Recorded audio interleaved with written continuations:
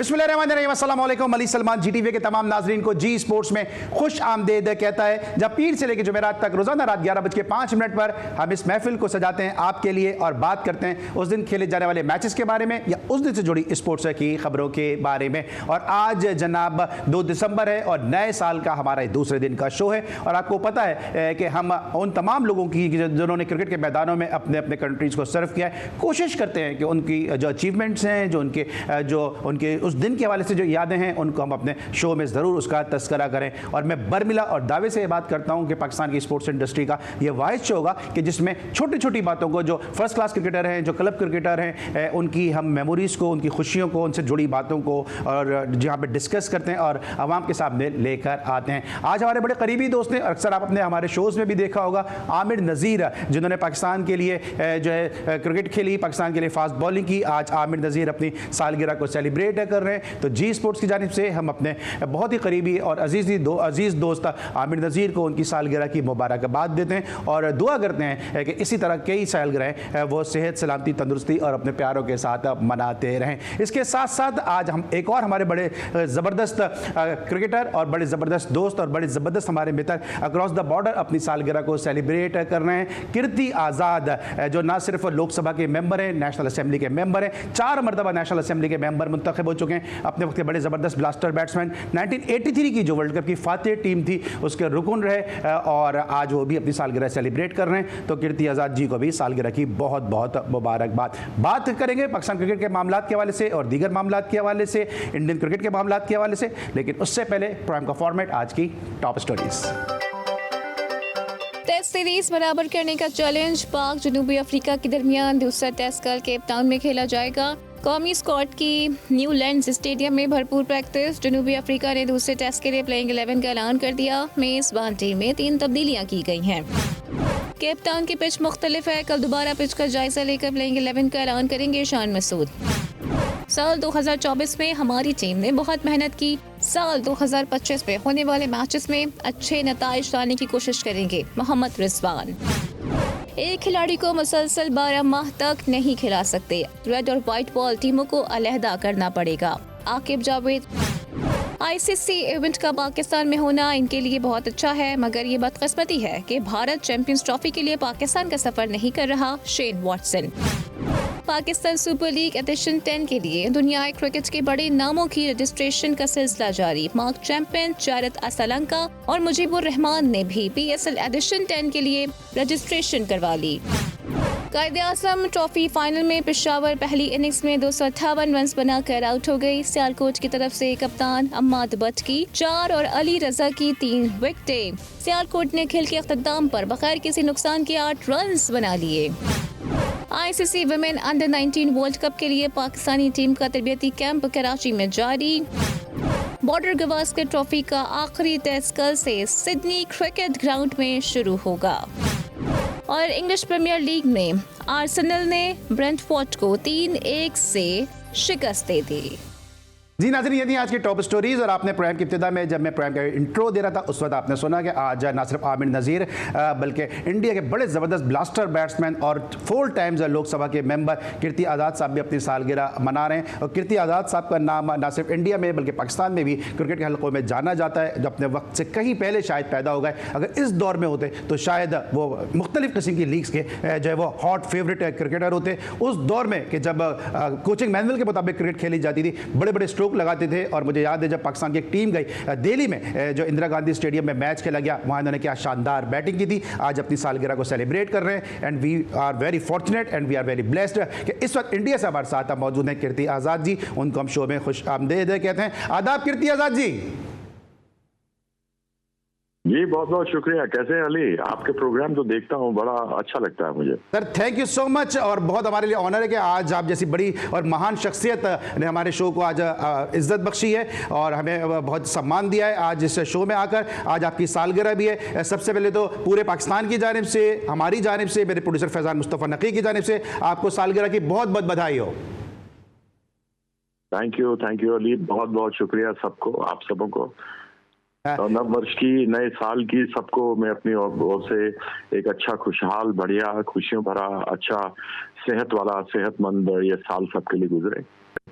बिल्कुल। अच्छा कृतिका जी, आपकी मौजूदगी का फायदा उठाते हुए थोड़ी क्रिकेट पे भी बात कर लेते हैं, और जिस तरह से आप जबरदस्त आप क्रिकेटर हैं, पहले जरा मैं बात कर लेता हूं कि आप खुद ये बात फील करते हैं, क्योंकि मैं जब जब आपका नाम पढ़ता हूं, देखता हूं, या आपका मेरे जहन में तस्वुर आता है, तो मैं हमेशा ये बात सोचता हूं कि आप शायद वक्त से पहले पैदा हो गए, क्योंकि उस दौर में कि जो जिस अंदाज की आप बैटिंग करते थे, उस वक्त को शायद वो बैटिंग उस लिहाज से इस वक्त के लिहाज से थी और उस वक्त के लिहाज से बहुत आगे थी। हाँ बिल्कुल, उस समय अगर हम लोग जरा भी ऊंचा कोई शॉट मारे हैं, सिक्स मार दिया, तो कोचेज या दूसरे लोग बड़े नाराज होते थे, नाक मुंह चिढ़ा लेते थे कि ये क्या शॉट खेल रहे हो, सिंगल्स लो, सिंगल नहीं तो डबल ले लो, डबल हो तो बीच में चौका मार दो, लेकिन ऊंचा मारने की क्या जरूरत है। तो कई बार ऐसा महसूस होता है कि शायद 40-45 साल पहले हम पैदा हो गए, या फिर ये 40-45 साल बाद T20 आया। ठीक है सर, उस मैच की कुछ यादें हैं जो दिल्ली में मैच खेला, पाकिस्तान की टीम गई, इकबाल कासिम साहब, जलालुद्दीन साहब, अजीम हफीज साहब, और क्या शानदार आपने वहां पे बैटिंग की थी, और कलर क्लॉथिंग में वो मैच खेला गया था। जी बिल्कुल, हम हार चुके थे उस समय। जाहिर अब्बास साहब कैप्टन थे पाकिस्तान के। हम लोग शायद 75 पे 7 आउट हो गए थे, 197 चेज करना था। तो ऐसे में बस क्या कहें, चल गई तो चल गई, चला गया। बहुत आज तक मुझे तो वो बैटिंग आपकी याद है कृतिक भाई, जो आपने वो बैटिंग की थी, फिर 83 का वर्ल्ड कप आपके कैरियर की जो है वो बड़ी एक अचीवमेंट रहा, उसके वाले से अगर कुछ कहना चाहें। हाँ, आप ये देखिए कि पहला मैच था वर्ल्ड कप के बाद, 83 में first time world cup Asia की कोई टीम जीती थी। उसके पहले 2 बार वेस्ट इंडीज जीती थी, और तीसरी बार हम वर्ल्ड कप जीते थे।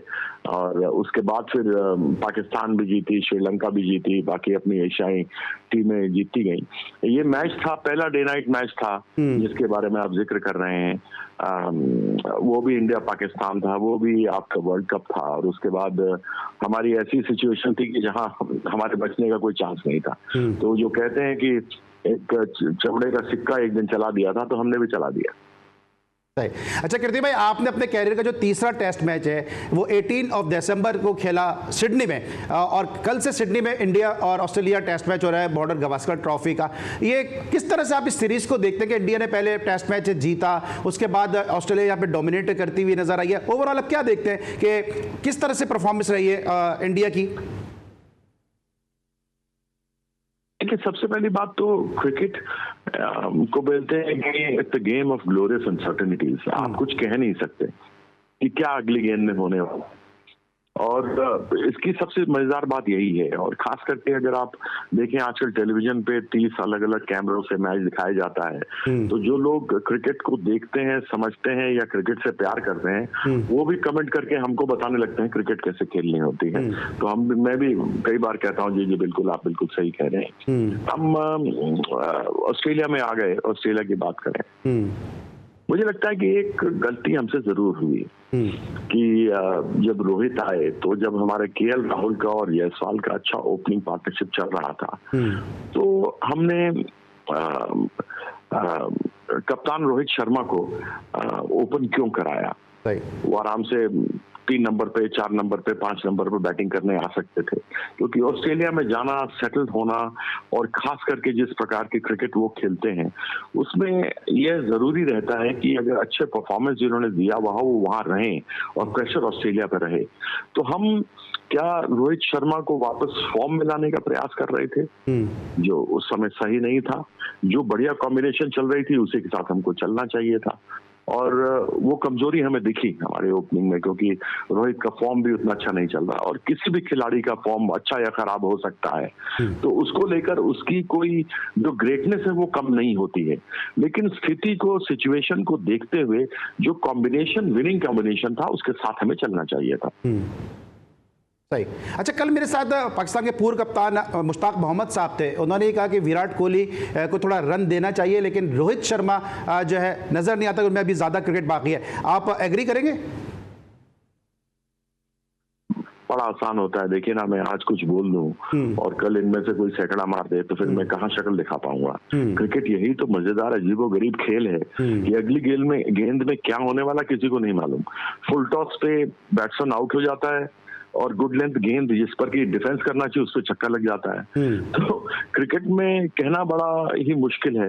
आसान सा कैच छूट जाएगा, लेकिन सबसे ऐसे कैच जो सबसे डिफिकल्ट मुश्किल होगा वो लोग पकड़ लेते हैं, जिसको कहते हैं उड़ती चिड़िया को पकड़ देना। तो क्रिकेट में कोई चीज का कमेंट करना उचित नहीं है। हाँ, अगर आप यह देखें कि आपके पीछे कैसा क्या परफॉर्मेंस रहा है नहीं रहा है, तो उसके पर आप अवश्य बोल सकते हैं। ठीक है। अच्छा कीर्ति जी, ये तिला भी आ रही है, कुछ सुनने में समाचार आ रही हैं कि शायद कल बुमराह कैप्टनसी करें, शायद रोहित शर्मा को रेस्ट करा दिया जाए। अगर कल ऐसा होता है तो ये भारतीय क्रिकेट के फ्यूचर के हवाले से किस तरह का डिसीजन देखेंगे आप? अगर मगर में तो मुझे यकीन नहीं। मैं इतना जानता हूँ जो सामने होगा वो हमारी आंखों के सामने होगा, और जो चीज होती है उसको कोई झुठला नहीं सकता कि ये नहीं हुआ। अगर आपने ये बात कही कि रोहित शर्मा नहीं खेलेंगे और बुमराह कप्तानी करेंगे, तो ये एक बहुत ही बड़ा, जिसको कहा जाए कि कदम होगा, क्योंकि एक कप्तान जो सीरीज के लिए कप्तान है, जिसको आपने रखा है, उसको ड्रॉप कर दिया जाए और वाइस कैप्टन को लेकर आ जाए। मुझे ऐसी कोई मिसाल तो याद आती नहीं जो मैं कह सकूं कि किसी कप्तान को ड्रॉप किया गया हो और उसकी जगह वाइस कैप्टन को कप्तानी दी गई हो। लेकिन ओपनिंग जो एक हमारी शुरू में जायसवाल की थी और राहुल की थी, वह मैं यह भी समझता हूं कि जरूर कल होना चाहिए। रोहित अगर खेल भी रहे हो तो नीचे आए, लेकिन जो एक पुख्ता हमारी बढ़िया ओपनिंग पार्टनर्स थे वो रहने चाहिए। अब आगे अगर ऐसा हो जाता है तो सच में ये भी अपना एक रिकॉर्ड हो जाएगा कि रोहित नहीं खेलेंगे। ठीक है सर, कोहली का क्या प्रॉब्लम नजर आ रहा है? कोहली सिमिलर फैशन में आउट हो रहे हैं? मुझे कोई, देखिए पहले मैच में उन्होंने सेंचुरी बना दी थी, अब वो आउट हो रहे हैं तो बात होनी शुरू हो गई कि वो आउट होना शुरू हो गए। अच्छी गेंदें पड़ती हैं, केवल सिर्फ बैट्समैन तो नहीं खेल रहा क्रिकेट, सिर्फ इंडियन टीम तो क्रिकेट नहीं खेल रही, या सिर्फ विराट कोहली तो नहीं खेल रहा, उनके सामने गेंदबाज भी तो हैं, वो लोग भी तो आए हैं। आपको नहीं लगा ऑफ स्टंप से बाहर बहुत ज्यादा चेस करेंगे? ऑफ स्टंप के बाहर बहुत ज्यादा चेस करने जा रहे हैं? अब पता नहीं, जब आउट हो रहे हैं तो लोग कहना शुरू हो गए, जब ऑफ स्टंप के बाहर कवर ड्राइव्स मारते थे तब तो किसी ने कभी कुछ नहीं कहा था। सेम वही गेंदें थी, वही गेंदबाज थे, वही शॉट थी। आज आप 3 बार आउट हो गए तो हम कहते हैं कि दूर से आप खेल रहे हैं या दूर से आप उसको चेस कर रहे हैं, लेकिन जब वो चौके मार रहे थे तब तो किसी ने नहीं कहा कि उनको ये चौके नहीं मारने चाहिए, आगे चल के आउट हो सकते हैं। सही सही सही। सर बस एक आखिरी 1-2 सवाल क्विकली बस, कि पाकिस्तान क्रिकेट को आप किस तरह से देख रहे हैं कि पाकिस्तान की क्रिकेट थोड़ा सा डिक्लाइनिंग फेज में भी है? आपने बड़ा सुनहरी दौर देखा भी है, शारजा में भी आप पाकिस्तान के खिलाफ खेले, इंडिया में भी आप खेले पाकिस्तान के खिलाफ। क्रिकेट पाकिस्तान की आपको कैसी नजर आ रही है? देखिए, जब इमरान थे, बड़े भाई की तरह ही मेरे हैं, उन्होंने जो टीम को सामने खड़ा किया था, जो जज्बा था उनके साथ में, मुझे याद है मुदस्सर और मोहसिन खेला करते थे, जावेद मियांदाद ग्रेट प्लेयर, जाहिर भाई, आई मीन उनको तो जब कभी इंडिया आते हैं तो उनसे मुलाकात होती है, कभी लंदन में ही मिल लेता हूँ, उनके लिए बहुत मन में इज्जत है मेरे। वो थे इमरान, आई मीन एक पूरी लंबी फेहरिस्त थी खिलाड़ियों की, और जिस तरह की टीम उन्होंने सामने खड़ी की थी, जो एक लड़ाका पाकिस्तान टीम थी जो 96 में फिर वर्ल्ड कप जीती है, उसको पाने के लिए तो पाकिस्तान को बहुत ज्यादा मेहनत करनी पड़ेगी, और उसके लिए आपको कोई इमरान जैसा बिरला ही चाहिए जो आकर के टीम को खड़ा कर सकता है। टीम पाकिस्तान में जो मैंने देखी टैलेंट है, लेकिन जो एक टीम की तरह लड़ा करती थी इमरान के समय, वो मुझे दिखाई नहीं देती, और वो क्यों नहीं दिखाई देती मुझे समझ नहीं आता, क्योंकि आपके पास प्लेयर एक से एक बढ़कर है। ठीक है, थैंक यू सो मच कीर्ति जी। और एक दफ़ा फिर जाने से पहले आपको सालगिरह की बहुत बहुत बधाई हो, और बहुत बहुत शुक्रिया कि आपने रात के इस समय हमारे शो के लिए वक्त निकाला और बहुत सारे सवालात के जवाब दिए। और यही जी स्पोर्ट्स का खासा है, और यही कोशिश हमारी होती है कि हम खिलाड़ियों की मेमोरीज को, चाहे पाकिस्तान के हों चाहे क्रॉस द बॉर्डर है, उनको हम ज़रूर शेयर करें, अपने नाजरीन की बसारतों तक और उनकी समातों तक लेकर आएँ। इस पर लेंगे हम एक ब्रेक, और जब ब्रेक के बाद वापस आएंगे तो एक और ज़बरदस्त ब्लास्टर बैट्समैन हमारे साथ मौजूद होंगे। मिलते हैं एक छोटे से ब्रेक के बाद।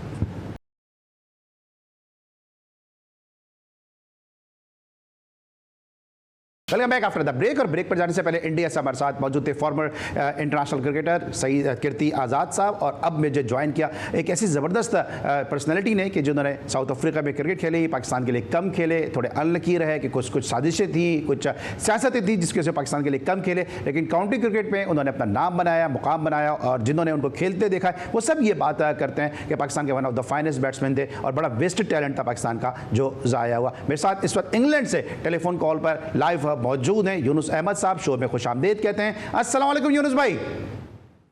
वालेकुम सलाम अली, कैसे हैं आप? सर मैं बिल्कुल ठीक ठाक हूं, thank you so much for your valuable time. और कल से जो है सीरीज का दूसरा और आखिरी टेस्ट मैच खेला जाएगा केप टाउन में। आपने बहुत ज्यादा क्रिकेट साउथ अफ्रीका में खेली है जब एपार्थीड का दौर था। अब ये बताएं कि पाकिस्तान पहला टेस्ट मैच, अगर मैं इसको डिस्कस करता हूं, जिस तरह से पाकिस्तान पहला टेस्ट मैच हारा है बिल्कुल जीत के करीब आकर, उसके बाद क्या कॉन्फिडेंस लेवल होगा और क्या मोटिवेशनल पाकिस्तान का लेवल होगा?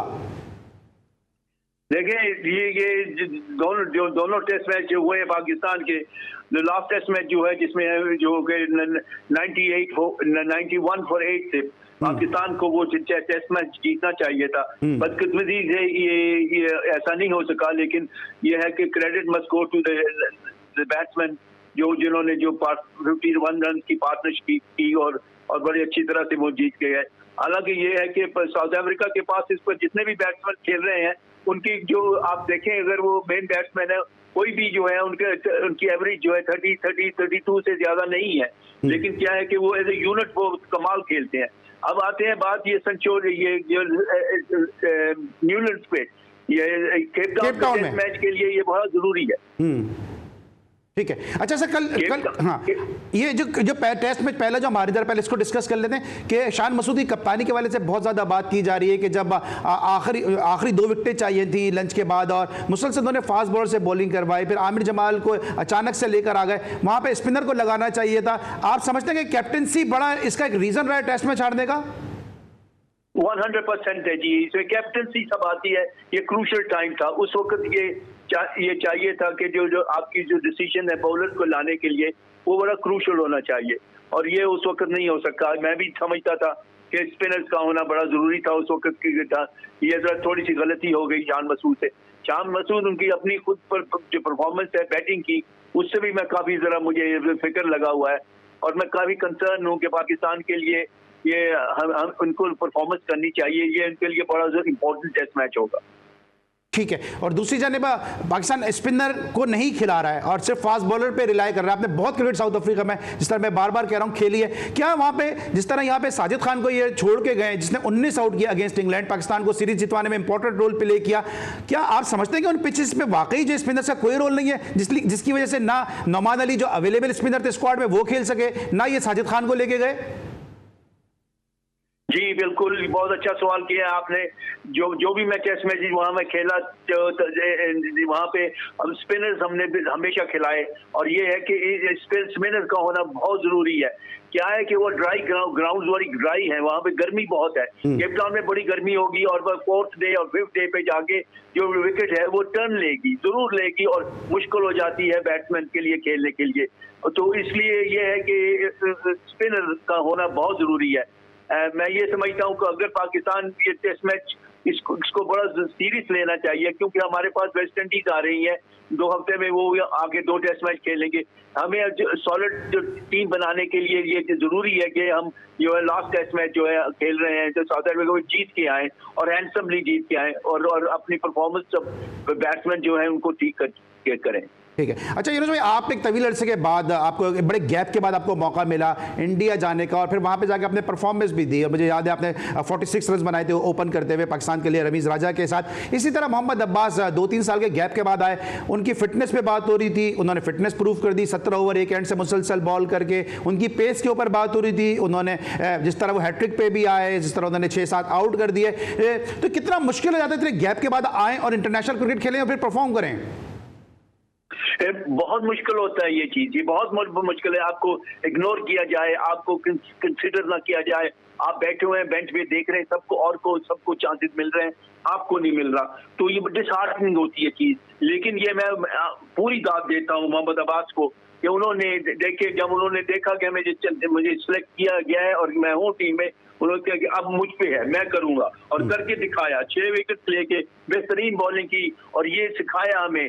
तब सिलेक्टर्स को और हमारी पब्लिक के जितने भी पाकिस्तान के अंदर जो सिलेक्शन करते हैं कि देखें आप किसी को डिस्कार्ड नहीं कर सकते इस तरीके से कि भूल जाएं 3 साल उनको ना खिलाएं। आप अपने उनको चांस जरूर देना चाहिए।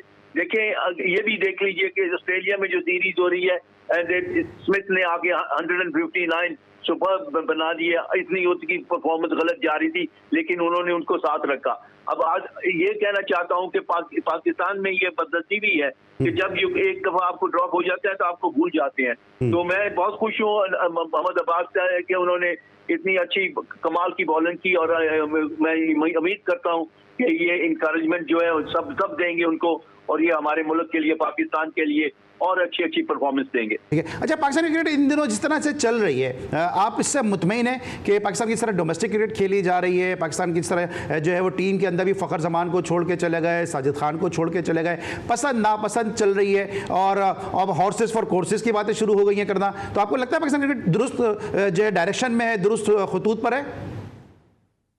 मैं बहुत अफसोस से कहना चाहूंगा कि हमारी जो लोकल जो हमारी फर्स्ट क्लास क्रिकेट है, जो उसको ठीक से इन्होंने संभाला नहीं, इसको चलाया नहीं ठीक से, और प्लेयर्स को ये कन्विंस नहीं किया, उनको कहा नहीं कि भी उनके कॉन्ट्रैक्ट्स में नहीं लिखा कि सबको खेलनी पड़ेगी फर्स्ट क्लास क्रिकेट, और हम फर्स्ट क्लास जो क्रिकेट में परफॉर्मेंस करेगा हम उनको सिलेक्ट करेंगे और उनको इनकरेज करेंगे। ये चीज जो है वो बड़ी जरूरी थी, ये हमने इग्नोर की, और हम देख रहे हैं कि इसका जो हमें ये अभी सजा मिल रही है कि भी हमने उस फर्स्ट क्लास क्रिकेट को इग्नोर किया, और हमने इस लड़कों को, प्लेयर्स को ये नहीं फोर्स किया, उनको कन्विंस नहीं किया कि अभी आपको खेलना पड़ेगा, पूरी प्रॉपरली खेलना पड़ेगा।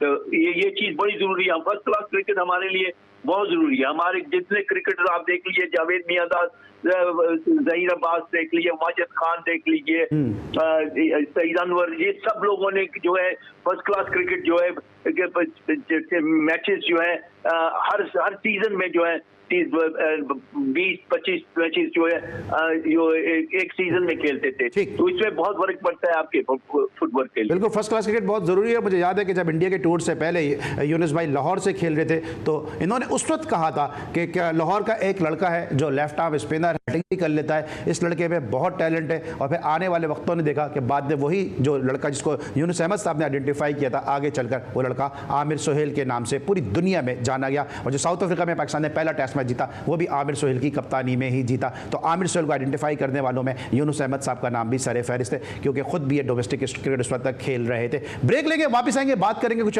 पाकिस्तान का कल से टेस्ट मैच जो शुरू हो रहा है उसके हवाले से, और बॉर्डर गवास्कर सीरीज उसको डिस्कस करेंगे यूनुस अहमद साहब से एक छोटे से ब्रेक के बाद।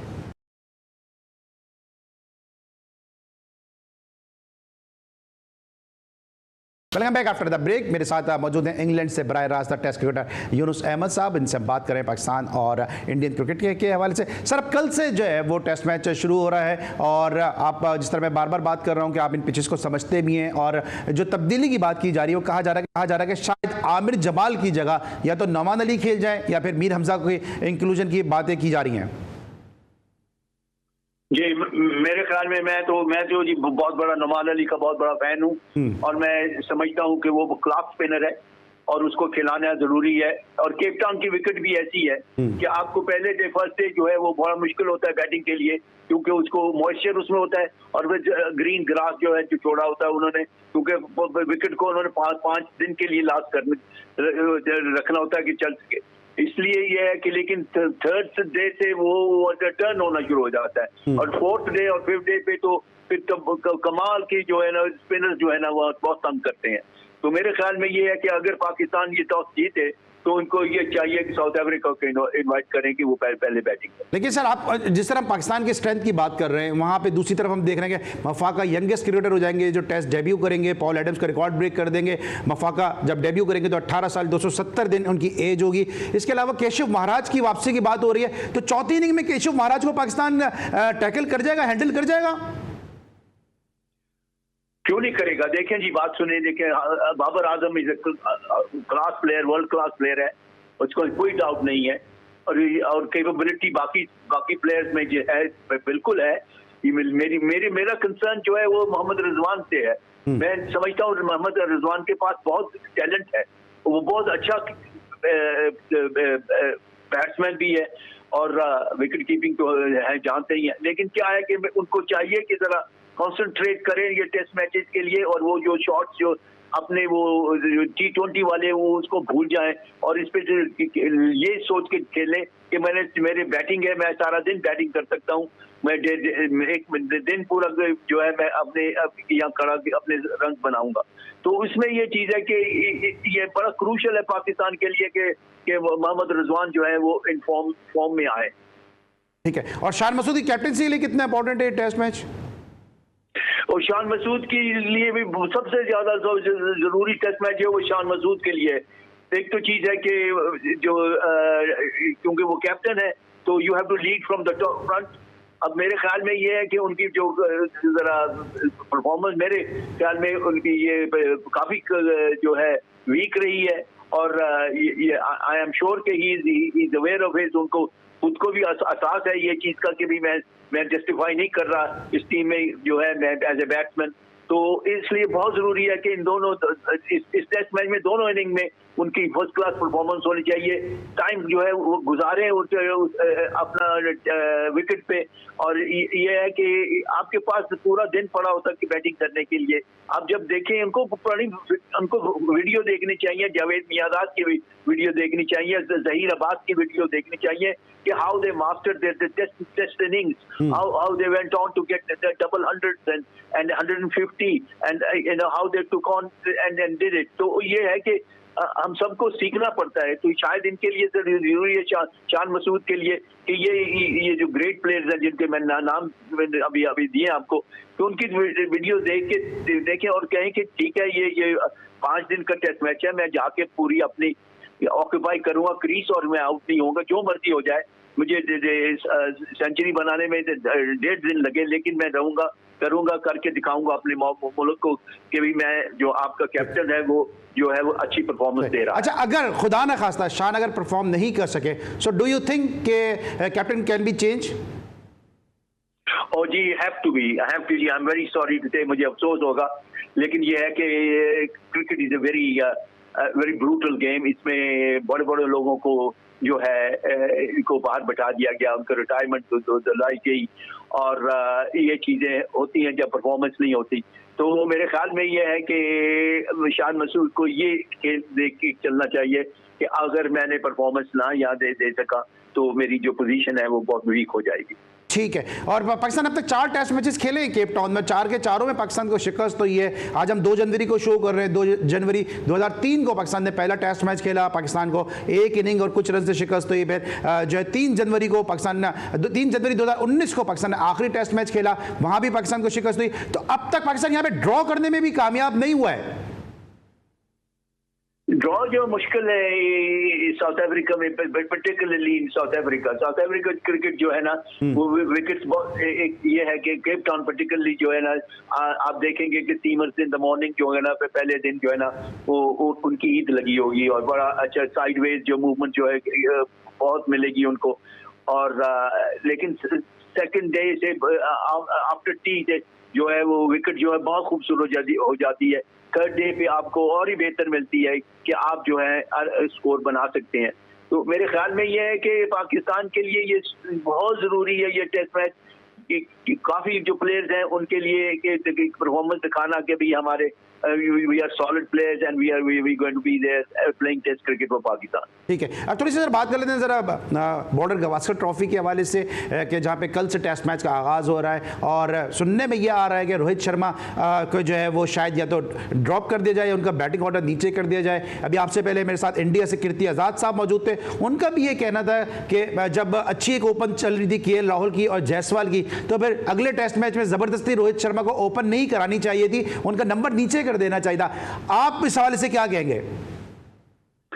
मैं ये कहूंगा कि रोहित शर्मा को खुद ही चाहिए था कि जब उनसे परफॉर्मेंस ठीक नहीं हो रही तो उनको खुद ही चाहिए था कि टीम से कहते कि ठीक है मैं नंबर 4 नहीं था होता तो 5 पे आ जाता हूँ, कोई बात नहीं है। जब मेरी ठीक हो जाएगी, बैटिंग ठीक हो जाएगी, मेरे जो मुझसे स्कोर बनने शुरू हो जाएंगे तो मैं फिर वापस आ जाऊंगा। इस वक्त उनके जो प्लेयर्स, उनके पास जो बैटिंग लाइन आता है बहुत पावरफुल प्लेयर है, ओपनर्स वगैरह और यंगस्टर्स बाकी जो हैं वो बहुत कमाल के परफॉर्म कर रहे हैं।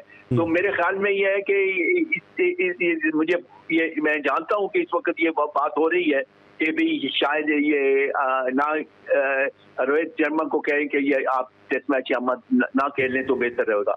तो ये देखते हैं क्या होता है। लेकिन क्या है कि रोहित शर्मा की खुद की भी तो गलती है कि भाई आपने ये जरा प्रॉपरली कंसंट्रेट नहीं किया और अपनी परफॉर्मेंस पे ध्यान नहीं प्रॉपरली दिया। ये बड़ा जरूरी होता है कि भी कैप्टन को कि भी lead from the front, no matter who you are. ठीक है। अच्छा Younis, time is running out. मैं छोटे 2 क्वेश्चन करूंगा, क्विकली मुझे बताइएगा। एक तो कि विराट कोहली का क्या इशू नजर आ रहा है? कीर्ति आजाद साहब ने कहा कि इन्हीं बॉलों पे रन्स करते थे, आप आउट हो रहे तो लोग तनकीद कर रहे हैं, लेकिन आपको नहीं लगता बहुत ज्यादा ऑफ स्टंप के बाहर जाती गेंदों को चेस कर रहे हैं? हाँ, इनकी जो अगर कोई उनके पास कोई उनकी वीकनेस है तो वो आउटसाइड दी ऑफ स्टंप है, जो उनको पता नहीं चलता कि ऑफ स्टंप उनकी कहाँ है, कहाँ तक उनको जो आउटसाइड ऑफ स्टंप बॉल खेलना चाहिए। ये मैंने उनके काफी दफा उनको आउट होते ऐसे देखा है। जब तक वो ये चीज को नहीं ठीक करेंगे तो उनके लिए प्रॉब्लम पड़ती रहेगी। ठीक है। हाँ, ये है कि जो उनको उनकी जो रेपुटेशन है, जिस तरह से उनके बनाते रहे स्कोर, उनसे अब नहीं पड़ता। ठीक, thank you so much. Younis Ahmed साहब हमारे साथ इंग्लैंड से बराह रास्त मौजूद थे, जिनसे हम डिस्कस कर रहे थे पाकिस्तान और इंडियन क्रिकेटर के मामला के हवाले से, और हमें उम्मीद है कि यूनुस अहमद साहब के साथ ये गुफ्तगू आपको पसंद आई होगी। लेकिन जैसा कि आपके इल्म है कि जी स्पोर्ट्स का एक गुलदस्ता है जिसमें क्रिकेट के अलावा दीगर खेलों को भी हम शामिल करते हैं और हर किस्म का फूल जो है स्पोर्ट्स के मैदानों से चुनकर इस गुलदस्ते में सजाते हैं। और बलूचिस्तान, जिस तरह हम बार बार वहाँ की खबरें शामिल करते हैं स्पोर्ट्स के हवाले से, स्पोर्ट्स का हब बना हुआ है। और बुशरा कमर जो हमारी नुमाइंदा खुसूसी हैं, और खदीजा काकड़ बहुत ज़्यादा मेहनत करके जो है मुख्तलिफ जो प्राइम स्पोर्ट्स के हवाले से होते हैं उनकी रिपोर्टिंग करती हैं। इसी किस्म का एक मैच खेला गया बलूचिस्तान की खवातीन फुटबॉल टीमों के दरमियान, के जहाँ पे बलूचिस्तान वीमेन और बलूचिस्तान अकेडमी की टीमें जो हैं वो एक दूसरे के बद्दे मुकाबिल थी। इस फुटसॉल मैच में क्या रहा, बुशरा कमर की इस रिपोर्ट में देखते हैं। क्वेटा में 9:30 पर खेलों के फरोग के लिए सरियाब में बलूचिस्तान फुटबॉल लीग का खैर सगाली मैच वुमेन फुटसॉल की खवातीन खिलाड़ियों के दरमियान खेला गया। मैच का इनेकाद रुकन सूबाई असेंबली फराजीम शाह ने वजीर आला बलूचिस्तान मीर सरफराज बुख्ती के विजन के मुताबिक किया, जिसका इफ्तिताह आईजी पुलिस बलूचिस्तान ने गेंद को किक लगाकर किया। खैर Sagalee match Balochistan women football academy और बलूचिस्तान फुटबॉल क्लब के माबैन खेला गया। खवातीन खिलाड़ियों ने बेहतरीन खेल पेश किया तो शायकीन भी खूब दाद देते रहे। आज का जो इवेंट था बहुत अच्छा हुआ और इस तरह के इवेंट्स होने चाहिए। यहाँ पर फीमेल्स को मौका दिया जा रहा है ताकि वो अपना टैलेंट जाहिर करें। खासतौर पर स्पेशली ये बलूचिस्तान की फीमेल्स को ये मौका दिया जा रहा है कि वो स्पोर्ट्स में भी आगे बढ़ जाएं। आईजी पुलिस बलूचिस्तान और रुकन सूबाई असेंबली फराजीम शाह का कहना था कि लोग तरक्की चाहते हैं। सरियाब में खवातीन के लिए इवेंट का इनेकाद खुश आइंद है। इस इलाके में जो कि ट्रेडिशनली मिलिटेंसी हिट समझा जाता था, जिसमें लोगों को ख्याल ये था कि यहाँ हम आएंगे तो सेफ सिक्योर नहीं होंगे, आज हमारी बच्चियाँ हैं, फुटबॉल का मैदान है। धरनों से, लड़ाई से, नफरतों से और इस किस्म की सियासत से लोग तंग आ चुके हैं। लोग अमन चाहते हैं। एमपी लियाकत लहड़ी और अपोजिशन लीडर यूनुस जहरी ने दोनों टीमों को ट्रॉफी और नकद इनामात से नवाजा। कैमरामैन फतेह मोहम्मद के साथ बुशरा कमर, GTV न्यूज़, कोयटा।